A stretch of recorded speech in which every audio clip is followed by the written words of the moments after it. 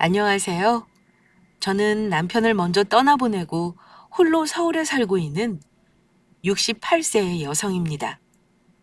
이 나이에 사연을 보낼 일이 뭐가 있겠냐고 생각하시는 분들도 계실 테지만 제 사연을 듣게 되신다면 절대 그런 말씀 못하게 되실 겁니다. 저는 내 배 아파 낳아 키운 자식들에게 큰 배신을 당하다 못해 뒤통수를 맞은 사람이니까요. 사람이 살면서 당하는 고통 중 가장 큰 고통 중 하나가 저를 믿었던 사람에게 배신을 당하는 일이 아닐까 싶습니다. 그것도 그 배신을 가장 믿었던 자식들에게 당했다면 어땠을까요? 제 자식들은 저의 목숨보다, 더 정확히 말하자면 저와 남편의 목숨보다 돈을 더 중요하게 생각하며 우리 두 사람의 재산을 노리고 있었습니다. 저희는 그저 자식들에게 돈이 나오는 현금 지급기 그 이상도 이하도 아니었던 거죠. 저와 남편은 자식들 먹여 살릴 걱정에 밤낮으로 열심히 일해 자수성가한 사람들인데요. 일남 이녀의 자녀들을 키우기 위해 정말 열심히 살아왔다고 자부할 수 있습니다. 젊어서 안 해본 일이 없었고 서론 가득한 말 못할 고생도 많이 했었습니다. 남편과 저의 꿈은 나중에 작은 식당을 여는 것이었는데 장어집에서 일을 배우며 노하우를 쌓은 남편과 저는 열심히 한 푼 두 푼 모으며 꿈을 키워갔고 연년생인 첫째와 둘째가 중학교에 들어갔을 무렵 그 꿈을 이루며 장어를 전문으로 하는 식당을 열 수 있었습니다. 그리고 성실함 때문인지 아니면 맛 좋은 장어를 손님들께 대접해드리고 싶다는 저희 부부의 마음을 손님들이 알아주신 것인지 가게는 날로 번창하며 크기를 키워나갔고 나중엔 남들이 만져보지 못한 돈을 만져보고 큰 성공을 맛보게 되었습니다. 하지만 세월이 흐르면 나이도 먹는 법. 60대 중반에 들어선 저희는 가게를 접고 스스로 물러나야 하는 시기를 맞이하게 되었습니다. 밤낮 없이 일하는 통에 몸이 일찍 망가져 더는 일을 할 수 없게 된 이유도 있었지만 그동안 고생한 만큼 남은 인생을 둘이서 편하게 여가를 즐기며 젊은 시절 해보지 못한 것들을 하며 노후를 즐기며 살고 싶은 마음도 있었으니까요. 그리고 다른 것은 전혀 문제될 것이 없었습니다. 이미 자식들도 전부 결혼시켜 독립을 시킨 이후였고 저희도 노후를 걱정하지 않고 살면서 여가를 즐길 수 있을 만큼 많은 재산을 모아 남들이 부러워하는 그 흔히들 말하는 떵떵거리고 사는 부자가 되어 있었으니까요. 그래서 가게를 정리하며 남들에게 파느니 자식 중 한 명에게 물려받으면 좋겠다는 생각에 권유도 해보았지만 힘든 일 하기 싫어하는 것은 젊은 아이들이나 중년이 된 자식들이나 마찬가지인지 가게를 물려받겠다고 나서는 아이들이 없더라고요. 그래서 그렇게 우리 부부는 아쉬운 마음으로 우리들의 손때가 수십 년 동안 묻어있던 가게를 다른 사람들에게 넘겨야 했습니다. 많이 아쉽기도 했지만 자식들도 자신들만의 인생이 있는 것이니 우리의 욕심에 강요하면 안 되는 문제라 생각하기도 했습니다. 그렇게 저희는 은퇴를 하게 되었고 함께 맛있는 것도 먹고 전국 유명한 곳으로 여행을 다니며 즐거운 노후 생활을 보내고 있었습니다. 그러나 인생은 무지갯빛이 아니고 내가 원하는 대로 살 수 없는 것이기에 전부 좋았던 것만은 아닙니다. 나이를 먹고도 자식은 자식인지라 늘 자식들 걱정에 마음 편할 날이 없었으니까요. 이미 결혼까지 해서 가정까지 일군 자식들은 저희에게 맡겨놓은 돈이라도 있는 것인지 저희에게 걸핏하면 손을 벌리기 일쑤였죠. 그것도 아주 당당하게. 엄마, 최서방이 그러는데 이번 달 업 막지 못하면 회사 망한대. 우리 집 끝장이야. 엄마 손주들이랑 거리에 내앉게 생겼다고. 엄마, 그 많은 돈 나중에 어디에 쓰려고 그래? 며칠만 쓰면 된다니까. 우리 좀 빌려주면 안 돼? 금방 갚을게. 그런데 혜진아, 너 저번에 빌려간 돈도 못 갚고 있는데 최서방 차라리 사업 접고 다른 일 해보는 건 어떻겠니? 아빠한테 부탁하면 예전 가게 넘긴 사장님한테 말해서 장어집 일 배우게 할 수도 있고 그러면 나중에 우리처럼 장어집 차려 자리 잡으면 되는 거니까. 엄마, 아, 왜 돈을 빌려달라고 하면 우리 최서방한테 장어집 차리면 어떻겠냐는 말만 하는 거야? 아, 예전부터 말했잖아. 생선 비린내 나고 칼 쓰는 일 하기 싫다고. 명문대 나와서 장어나 잡고 있으면 남들이 얼마나 비웃겠어? 최서방이 그런 일 하는 거 싫어하는 거 알면서 왜 자꾸 그러는 거야? 지금 우리한테 돈 빌려주기 싫어서 그래? 그깟 돈 이번이면 잘 되면 한 방에 갚는다고. 그때 되면 다 갚을 테니까 좀 빌려줘. 그렇게 둘째 딸이 돈 뜯어가기 무섭게 첫째 아들이 찾아와서 저희 부부한테 한다는 말이 엄마, 아빠, 이번에 우리 첫째가 대학 들어가야 하는데 대학 등록금이 부족해서 그래요. 얼마라도 좋으니 좀 보내주면 안 돼요? 아, 그런데 몇 달 전에도 첫째 대학 등록금 필요하다고 빌려가지 않았니? 그 돈은 어쩌고 다시 빌려달라는 거야? 다른 급한 데 있어서 썼어요. 엄마, 그리고 자식이 힘들어서 빌려달라는 건데 그런 거 묻지 않고 좀 빌려주면 안 되는 거예요? 솔직히 다른 부모들은 자식들 가게도 차려주고 집도 사주고 한다는데 엄마 아빠는 그 많은 재산 나중에 뭐 하려고 아끼기만 하는 거예요? 우리가 언제 너희들한테 쓰는 돈 아낀 적이 있니? 첫째 너 결혼할 때도 집도 다 우리가 장만해주고 너 젊었을 때 휴대폰 대리점이니 뭐니 하고 싶다고 해서 차려줬다가 날려먹은 게 몇 번인데. 이런 말까지 안 하려고 했는데 사실 나 회사 정리해고 들어가서 잘렸어요. 엄마 처음에 저한테 뭐라고 했어요? 나한테 너는 사업이 안 맞는 것 같으니 작은 회사라도 들어가서 열심히 일하면 나중에 부족한 건 엄마 아빠가 도와주겠다고 했었죠? 그래서 열심히 회사 다녔는데 잘리기나 하고 이게 뭐예요? 아빠랑 엄마가 다 책임지세요. 아, 내 인생 책임지라고요. 우리 영준이 등록금 못 내서 대학 못 들어가 인생 망치면 전부 아빠 엄마 탓이니까 그렇게 하세요. 자식 이기는 부모 없다고. 결국 저희는 둘째 딸에 이어 첫째 아들네에도 돈을 보내야만 했습니다. 하지만 언제 그 소식을 들은 것인지 셋째가 집으로 쳐들어오더라고요. 어릴 적부터 제 오빠와 언니보다 욕심이 많은 아이였는데 또 언니와 오빠에게만 뭔가 돌아간 것 같으니 참을 수가 없었나 봅니다. 아빠, 엄마, 어떻게 나한테 이럴 수가 있어? 왜 매번 오빠랑 언니만 챙기는 건데? 지금 오빠랑 언니네보다 우리가 못 산다고 무시하는 거지? 무시하다니 그건 또 무슨 소리니? 그래, 너희 엄마 말이 맞다. 흥분하지 말고 차근차근 이야기하자꾸나. 지금 다 듣고 왔거든? 나 몰래 오빠랑 언니한테만 돈 준 거 내가 모를 줄 알아? 민지야, 그건 그냥 준 게 아니고 너희 오빠랑 언니한테 빌려준 거야. 하도 급하다는데 그러면 어떻게 하니? 모른 척 할 수도 없잖아. 오빠랑 언니한테 돈 빌려주고 한 번이라도 받은 적 있어? 말이 빌린 거지. 그냥 준 거나 다름없잖아. 그러면 나도 돈 필요하니까 그 돈 빌려줘. 곧 우리 첫째 태어나는데 이것저것 살 것도 많고 그 정도는 해줄 수 있지? 설마 나만 못 해준다는 건 아니겠지? 나도 돈 줘, 돈 달라고.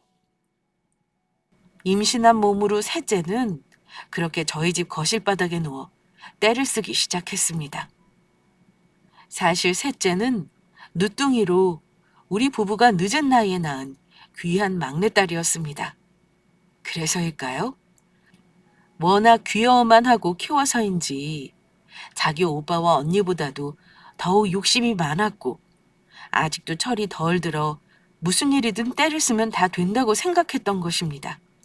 게다가 저희는 먹고 사는 것 때문이라고는 하지만 젊었을 적 가게를 운영하느라 아이들에게 신경 못 써준 탓에 미안한 마음이 들어 아이들에게 무슨 일이 생기거나 조금이라도 잘못되면 모두 저희 부부 탓인 것만 같았습니다. 그래서 뭐든 잘해주고 싶은 마음에 아이들에게 평소 싫어하는 소리나 화 한 번 제대로 내본 적이 없었죠. 물론 정말 잘못한 일이 있다면 다른 부모들처럼 따끔하게 혼을 내며 키웠지만 말입니다.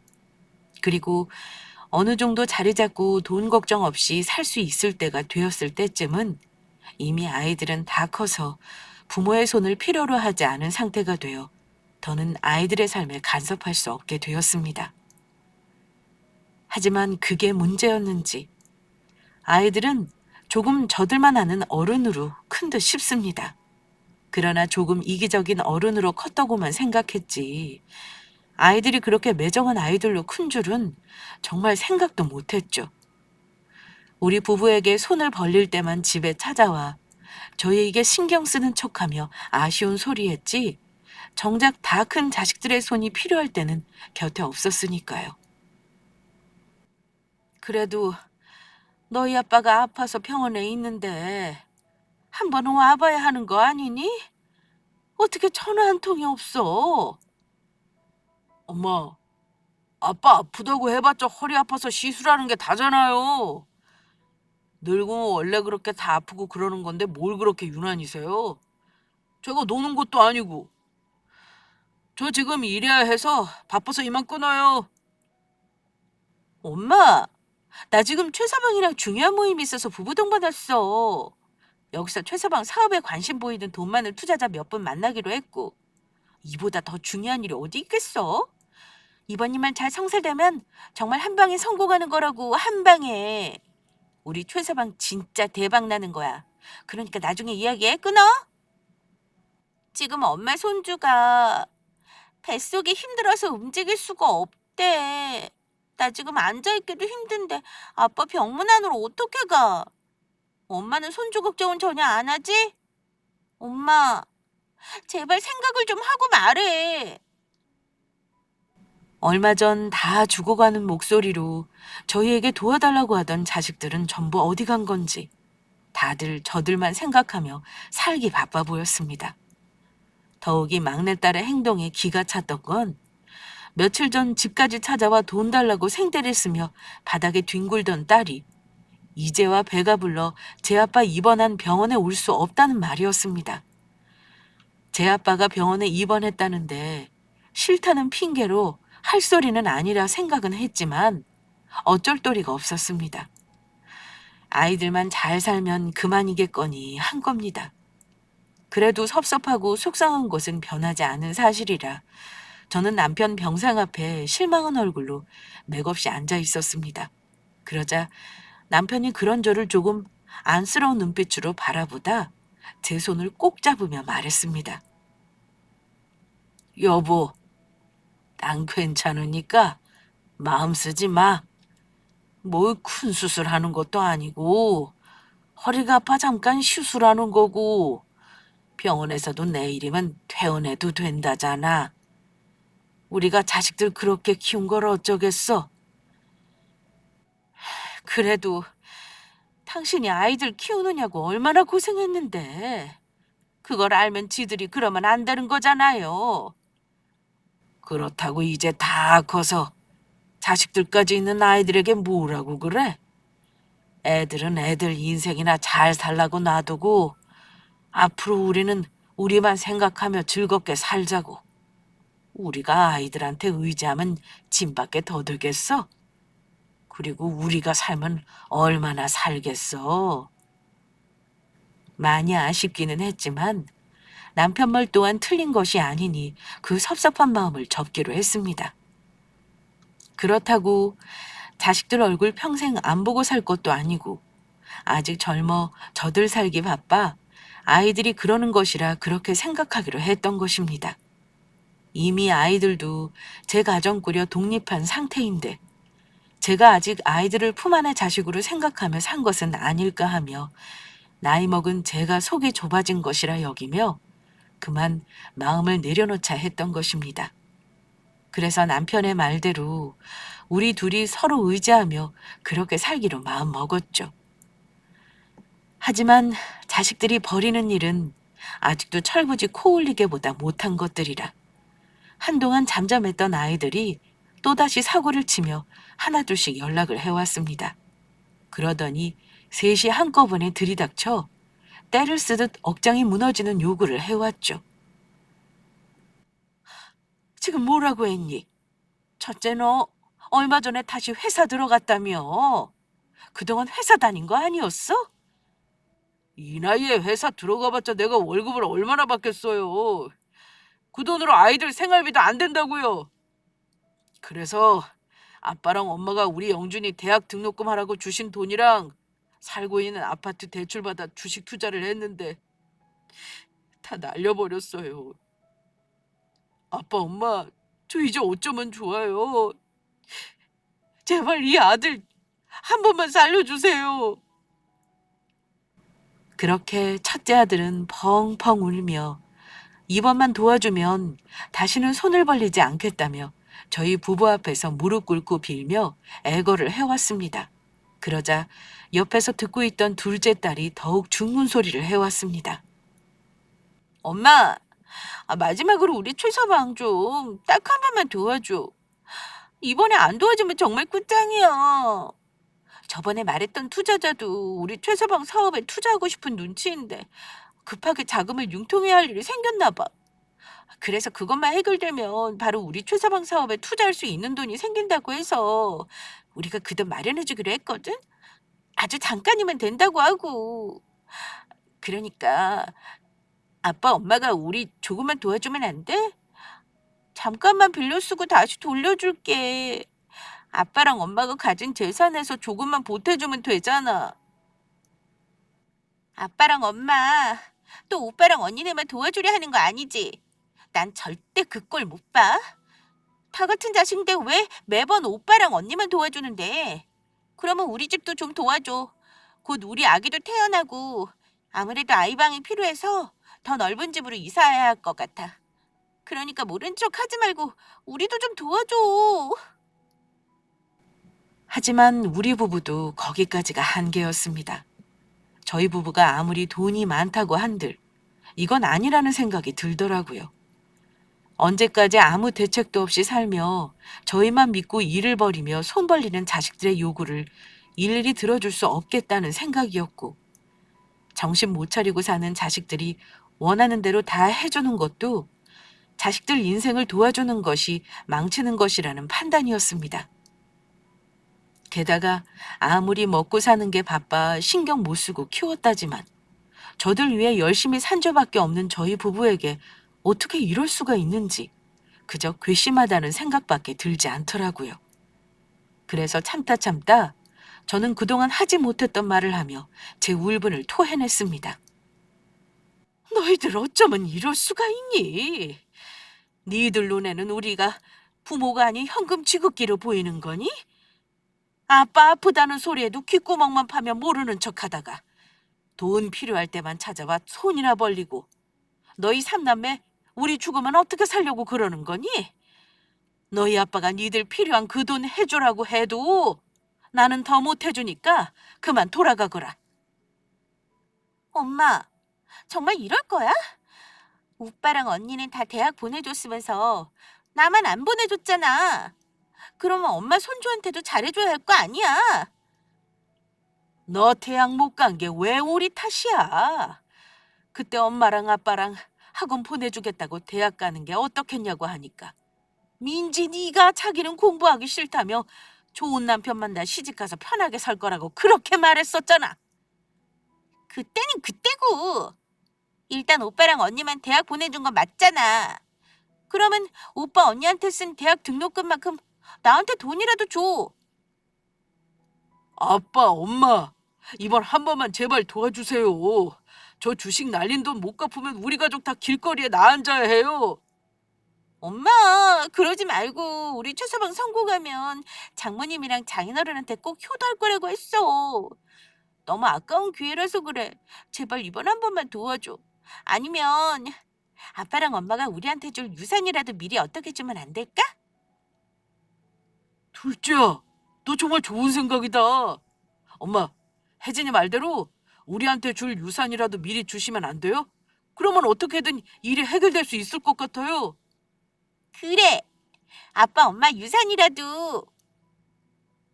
그 말을 묵묵히 듣고 있던 남편이 아이들을 향해 큰 소리를 내었습니다. 너희들 그만하지 못하겠니? 그게 어디서 배워먹은 버르장머리냐? 우리가 이래 보여도 너희들 부모다. 그런데 어떻게 아직 두 눈 시퍼렇게 뜨고 있는 부모한테 유산 달라는 말을 할 수가 있니? 너희는 우리가 일찍 죽었으면 하는 거냐? 평소 화를 잘 내지 않아서인지 아이들은 제 아빠가 화를 내면 무서워했죠.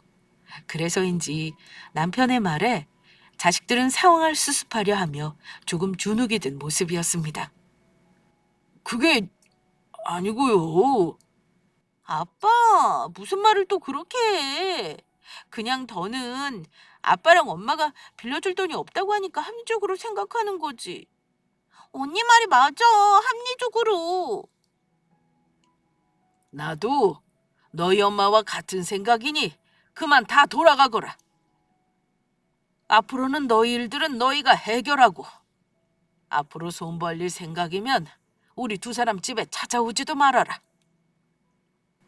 정말 무자식이 상팔자라는 말이 뼈저리게 느껴지는 순간이기도 했죠. 저는 너무도 괘씸한 자식들의 행동에 몇 날 며칠을 잠도 못 자고 자다가도 벌떡 일어나며 잠을 설쳐야 했습니다. 그런 저를 보며 남편이 위로를 해주었습니다. 앞으로는 우리가 받아주지 않기로 했고 아이들도 알아들은 것 같으니 마음 편하게 갖자고. 이렇게 속 끓이며 당신 병나. 그냥 우리 둘만 보며 살자고. 그래요. 우리 둘만 보고 살아요. 정말 이 세상에 당신이랑 나랑 둘밖에 없는 것 같아.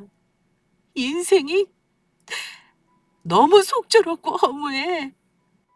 우리가 뭐 때문에 그렇게 열심히 살았는데 평생 저들만 보고 산 우리한테 어떻게 그럴 수 있어요?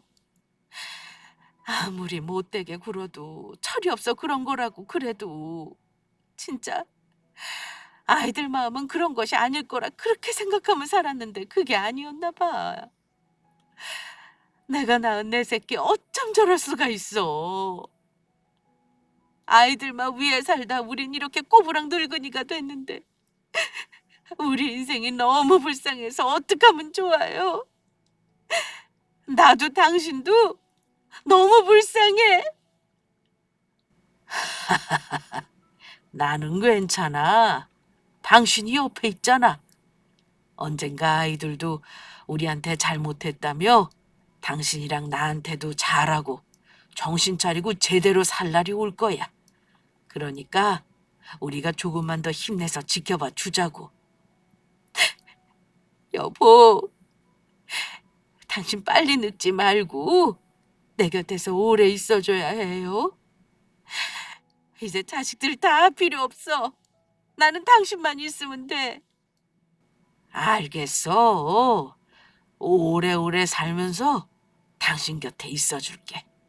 당신도 아프지 말고 나보다 먼저 가면 안 돼? 저희 남편은 조금 무뚝뚝해 평소 표현도 잘 못하는 사람이지만 힘들 때면 언제나 따뜻한 말 한마디로 절 위로해주고 모든 말보다 행동으로 보여주는 저를 먼저 생각하는 좋은 사람이었습니다. 힘든 세상 그런 남편 덕에 꿋꿋하게 살 수 있었던 것이고요. 그리고 얼마 후 남편은 우리 결혼기념일이라며 여행을 가자고 했습니다.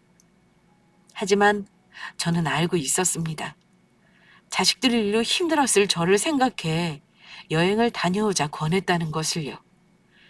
저도 머리도 식히고 기분 전환도 할 겸 남편이 계획한 여행에 따라 나섰습니다. 그래서 그날 우리는 남편의 차로 강원도에 있는 온천이 있는 호텔로 향하고 있었습니다. 그런데 환자분! 환자분 정신 차리세요. 제 말 들리시나요? 지금 정신 잃으시면 안 됩니다. 졸리셔도 주무시면 안 돼요. 우리는 고속도로를 타고 강원도에 있는 호텔로 향하고 있었는데 음주운전하던 트럭 기사에게 치여 교통사고가 나고 말았던 것입니다. 그때 기억에 남는 것이라고는 순간 쾅하며 부딪히는 큰 소리와 함께 119를 타고 가며 구급대원이 저를 부르며 자면 안 된다고 소리치던 목소리뿐이었습니다. 그리고 그 사고로 저는 세상에서 하나뿐인 남편을 잃고 말았습니다.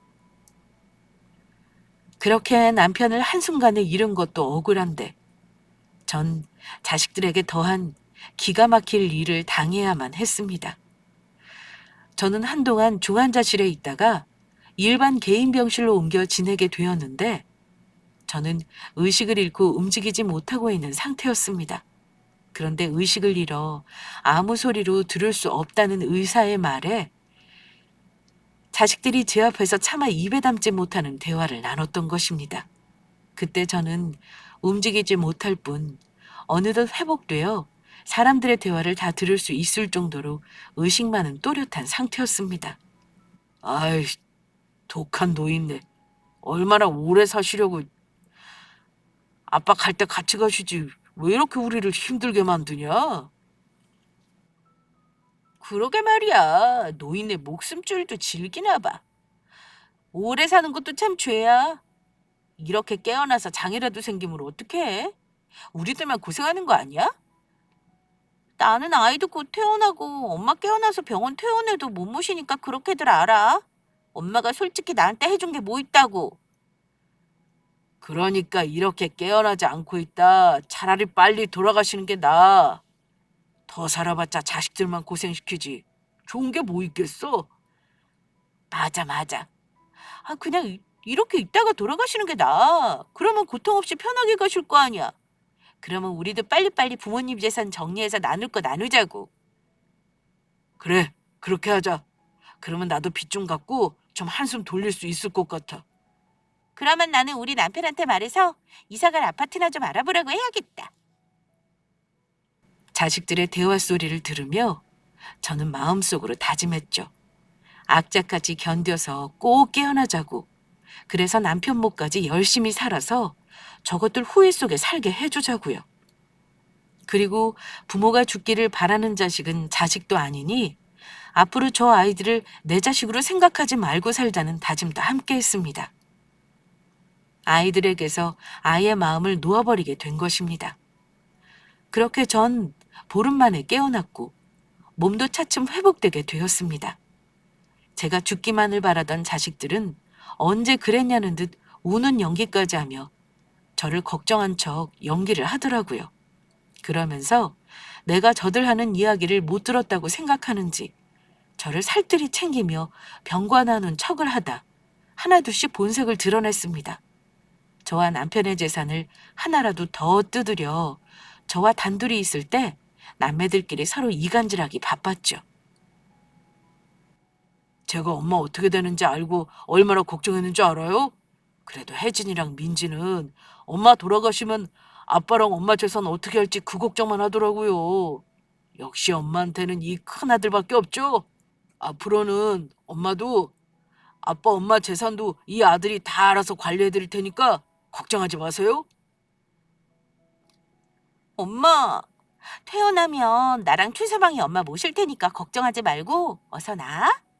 아이들도 할머니 언제 오시냐고 기다리고 있어.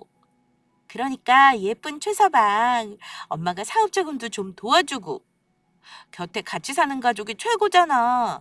엄마도 알잖아. 오빠랑 막내는 어차피 엄마 모시기는 틀렸어.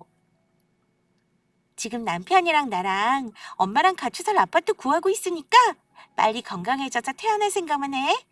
우리 아이도 태어나면 방 따로 필요하니까 방 4개짜리가 좋을까? 5개짜리가 좋을까?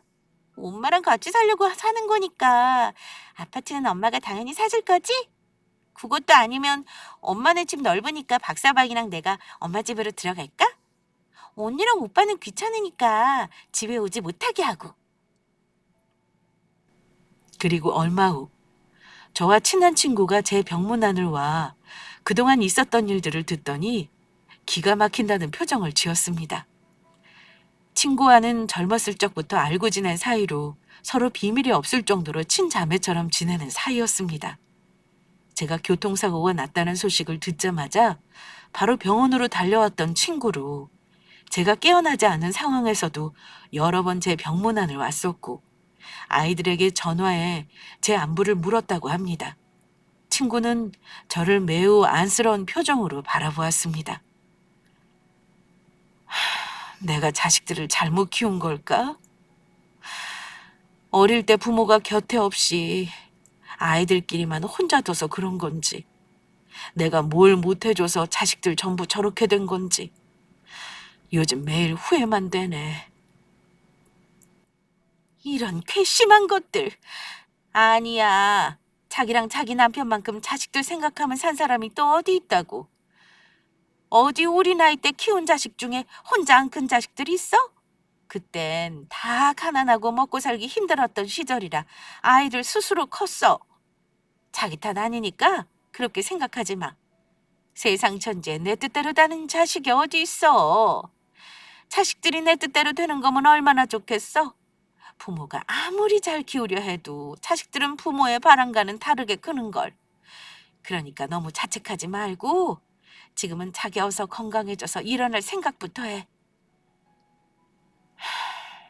솔직히 마음 같아서는 나 죽으면 있는 재산 다 사회에 환원하고 싶어. 할 수만 있다면 동전 한 푼도 자식들에게 물려주고 싶지 않아. 사회에 환원하고 싶다는 말 자기 정말이야? 그런 거라면 내가 도와줄 수 있어. 뭐라고? 정말이야? 도대체 어떻게 도와주겠다는 건데? 저는 건강을 회복하며 몇 달 후 병원을 퇴원하게 되었고 모든 준비를 마치고 자식들을 집으로 불러 모았습니다. 제가 중요하게 할 말이 있다고 하자 남편이 떠난 데다 제가 죽다 살아났으니 자신들에게 재산이라도 나눠주려 한다고 생각한 건지 아이들은 한달음에 달려오더라고요. 남편이 아파서 병원에 입원해 있을 때는 코빼기도 안 보였던 자식들이요. 내가 이렇게 전부 불러 모은 것은 너희들에게 할 말이 있어서다. 너희들 아빠와 내 재산에 관한 이야기이기도 하고. 정말이요? 엄마, 이제 저희에게 재산 나눠주기로 드디어 결정하신 거예요? 엄마 고마워. 정말 잘 생각했어. 최서방할 때도 빨리 이 소식 알려줘야겠다. 나 사실 이미 아파트 알아보고 있었는데 엄마한테 재산 받으면 바로 집 계약해야겠다. 그래. 너희 말대로 내 재산이랑 아빠가 남겨준 재산 어떻게 할 건지 정해서 너희들에게 통보하기 위해서 부른 거다. 그 말에 자식들 모두 반짝거리는 눈빛으로 들떠서 저를 쳐다보더라고요. 앞으로 제가 어떤 말을 할지 상상도 못한 채. 아빠 재산이랑 내 재산 모두 사회에 환원하기로 정했다. 이미 법적 절차도 다 끝냈어.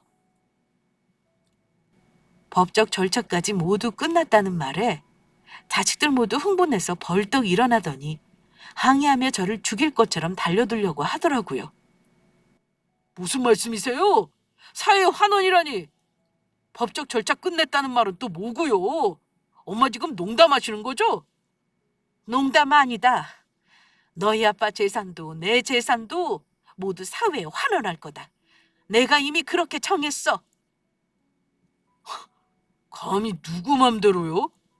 엄마가 뭘 모르고 그렇게 말씀하시나 본데 엄마 재산은 물론이고 아빠가 남기신 재산에 대한 권리 모두 자식들인 저희한테 있다고요.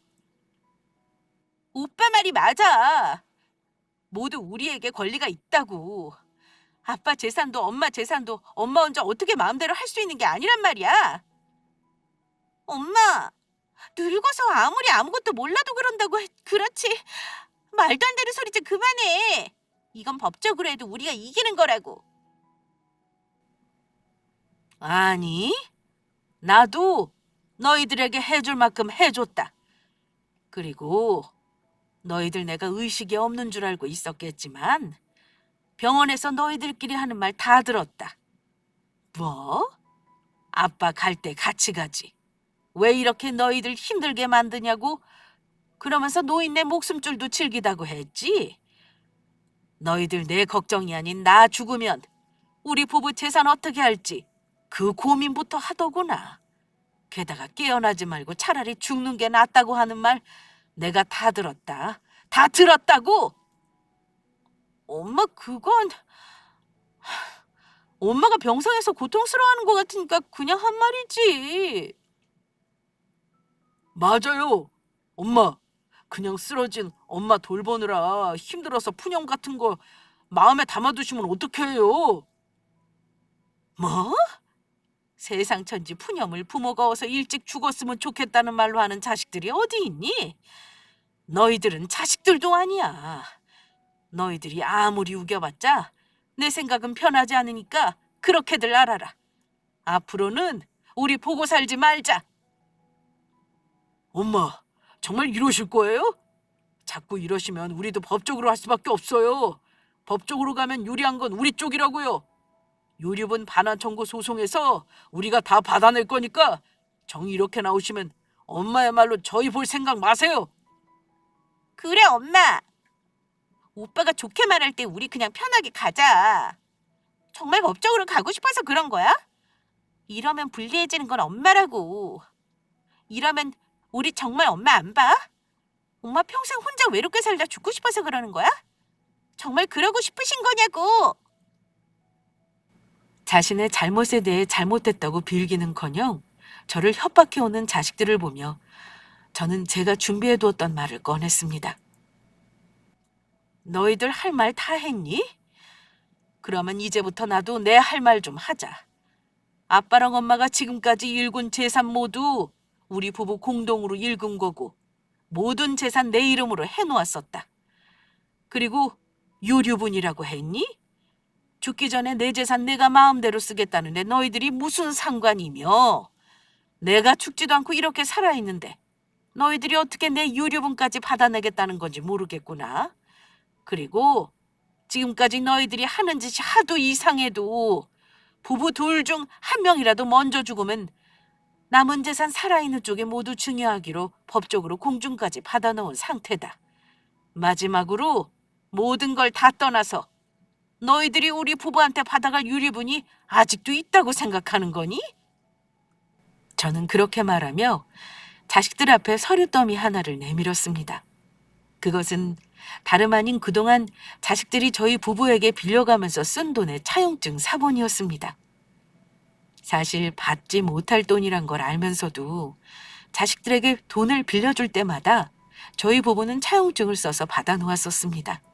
아무리 부모 돈이라고 하지만 그 차용증이라도 있어야 아이들이 빚이라는 생각에 부담을 느껴 열심히 살 거란 생각이었죠. 이번에 변호사를 찾아가 알아보니 자식들이 죽은 부모한테 유류분을 청구하면 받게 되는 상속재산이 죽은 부모의 재산 중 2분의 1이라고 하더구나. 그런데 지금까지 너희들이 우리 부부에게 빌려간 돈을 차용증을 보며 하나하나씩 확인해 보니 이미 우리 부부 재산의 절반 이상을 훨씬 넘었더구나. 지금 너희들이 나한테 너희 아빠 재산에 대한 유류문을 청구해 가든 내가 죽고 나서 내 재산을 법적으로 상속받기로 한 곳에서 유류분을 청구하게 되든 너희들이 돈을 받게 되는 것이 아닌 도리어 너희들이 받을 유류분을 뺀 나머지 금액의 채무에 대해 이쪽에서 이행하라고 청구할 수 있는 것 같더구나. 도리어 받으려면 이쪽에서 더 받아야 한다는 거지. 그래서 앞으로 난 죽기 전에 너희들에게 그 받을 돈 전부를 깔끔하게 다 받아낼 생각이다. 그리고 그 돈이 너희들에게 다시 돌아가지 않도록 내가 쓰고 싶은데 다 펑펑 쓰고 죽을 예정이다. 무슨 말도 안 되는 소리를. 어디 사기꾼에게 이상한 소리 듣고 와서는 엄마는 정말 그런 법이 있다고 믿으시는 거예요? 맞아. 엄마가 몰라도 뭘 한참 몰라. 너희들이야말로 뭘 모르는구나. 이미 내가 죽게 되면 내 재산 모두 내가 정한 곳으로 사회에 환원한다고 자필 증서랑 녹음이랑 필요한 서류 준비해서 공증도 받고 법적으로 할 수 있는 건 다 마련해 둔 상태다. 법적으로 소송을 해봐야겠지만 너희들이 나중에 유류분 반환 소송해봤자 설령 만에 하나 받게 되는 돈이 있다고 한들 푼돈 몇 푼이 전부일 거다. 엄마, 우리한테 지금 돈 주기 싫어서 거짓말하는 거지. 엄마가 아빠 돈까지 혼자 다 쓰려고. 언니, 오빠 다 가만히 있어봐. 내가 아는 변호사 있으니까 전화로 알아볼게. 막내딸은 그렇게 말하며 정말로 내 앞에서 아는 변호사에게 전화해 제가 말한 내용을 하나하나 확인하기 시작했습니다. 그럴수록 딸의 얼굴은 흑빛으로 변하더니 몹시 당황한 얼굴로 전화를 끊었습니다. 오빠, 언니, 어쩌면 좋아. 엄마가 한 말이 전부 맞는데 정식으로 변호사를 선임해서 정확히 계산해봐야 알겠지만 법적으로 청구해도 우리가 부모님께 빌린 돈이 받을 수 있는 유류분 금액보다 훨씬 많아서 엄마에게 청구해서 받게 된 아빠 유류분 재산 어차피 다시 엄마한테 돌려줘야 하는데다 유류분 뺀 나머지 이자랑 원금에 그동안 갚지 않아 밀린 가상금까지 합쳐서 줘야 할지도 모른대. 그리고 설령 유류분 금액을 받게 된다고 해도 얼마 되지 않을 거라면서 엄마랑 잘 합의하는 게 좋을 거라고 하는데 우리 어쩌면 좋아? 예, 그렇습니다. 친구가 저의 병문안을 하기 위해 찾아온 날, 친구가 제 고민을 듣더니 아는 변호사를 소개해 주었던 것입니다. 저는 퇴원 후 변호사를 찾아가 여러 조언을 듣고 제가 할 수 있는 모든 것을 준비해 놓은 상태였죠. 막내딸의 말을 듣더니 첫째와 둘째의 태도가 돌변했습니다. 막내딸은 물론이고요. 저기 엄마, 잠시 제가 정신이 어떻게 됐나 봐요. 죄송해요. 다시는 안 그럴게요. 엄마, 나도 잘못했어. 그냥 엄마가 섭섭하게 나오니까 그냥 헛말이 나온 거야. 엄마, 나 손주 낳으면 엄마가 곁에서 지켜봐 줘야지. 이 막내딸이 엄마 곁에 있지 않으면 어딜 가겠어?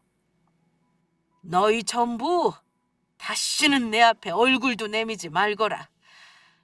그랬다간 봐주는 것 없이 너희들 집이랑 재산들 전부 차 앞에서 받지 못한 돈들 다 한꺼번에 팔아낼 테니까 내가 법적으로 소송이라도 걸 거야.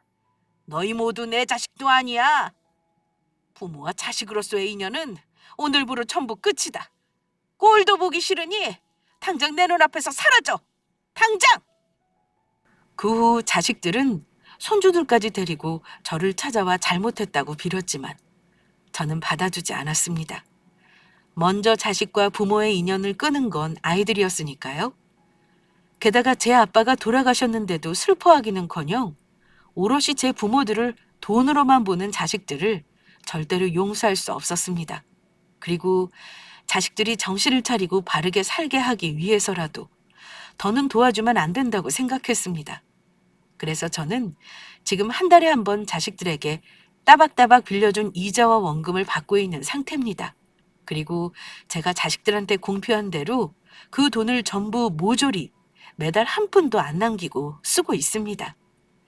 친구의 말대로 내 마음대로 되는 자식이 어디 있겠느냐마는 어찌 이런 기구한 일이 저에게 벌어진 것인지 도무지 이해할 수가 없더라고요. 그래서 내가 잘못 산 건 아닌지 하늘에 여러 번 묻기도 했습니다. 그래서 병원에 누워 사경을 헤매느냐, 남편 장례도 볼 수 없던 저는 남편 산소에 찾아가 울기도 여러 번 울었었습니다. 자식들이 저러고 나니 남편이 더욱 그립더라고요. 그리고 얼마 후 하늘에 물었던 답을 다른 곳에서 찾을 수 있었습니다. 여사님 오셨어요? 매달 이렇게 큰 금액을 후원해 주시고 정말 감사해요. 애들이 여사님 오늘날만 매일 기다려요. 아닙니다. 제가 하고 싶어서 하는 것인데 오히려 누군가를 도울 수 있는 일인데 제가 감사하죠. 이런 늙은이를 기다려주고 아이들한테도 고맙네요. 저는 사실 자식들에게 받은 돈을 제가 죽으면 제 재산 전부를 기부하기로 한 보육원에 매달 후원하고 있었습니다. 죽은 남편 이름으로요. 그곳으로 보름에 한 번 봉사를 나가는데 거기서 만나 아이들에게 위로받으며 제 자식들에게 받은 상처를 조금씩 치유해 나가고 있었죠. 그리고 거기서 손주뻘에 눈에 넣어도 안 아픈 자식 같은 한 아이도 만났습니다. 할머니 오셨어요? 너무너무 보고 싶었어요. 그리고 할머니, 이건 제 선물이에요. 어? 이게 뭐야? 아이가 선물한 그림에는 천사 날개를 달고 있는 저의 모습이 그려져 있었습니다. 할머니는 착하고 다정해서 천사 같으니까 천사 날개 그려드렸어요. 뭐? 이 할머니가 천사야? 네, 천사 할머니예요. 우리 천사 할머니, 사랑해요. 자식들에게는 어서 죽길 바라는 다 낡아 빠진 노인네였는데 이 자식 같은 아이 앞에서는 착하고 다정한 천사가 되어 있었습니다. 아이의 위로에 괜스레 눈시울이 붉어지더라고요. 그러면서 이 아이와의 만남은 어쩌면 하늘에서 남편이 절 걱정해서 만들어준 인연이 아닐까 하는 생각이 들었습니다. 그래서 이 아이를 위해서라도 열심히 살아보려 마음먹었습니다. 힘들었던 마음도 추스르며 건강관리도 하게 되었고요. 얼마나 남은지 알 수 없는 삶이지만 이 꼬마 천사가 성인이 될 때까지 옆에서 지켜보며 보살펴주고 싶다는 마음이 들었습니다.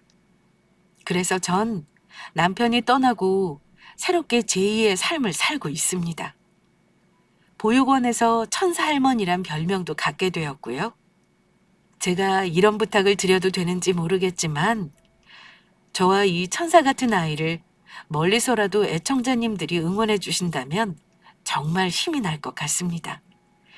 괜찮으시다면 모두 응원의 한마디씩 부탁드립니다. 끝까지 모두 제 이야기를 들어주셔서 감사합니다. 모두 행복하시고 평안하시길 바랍니다.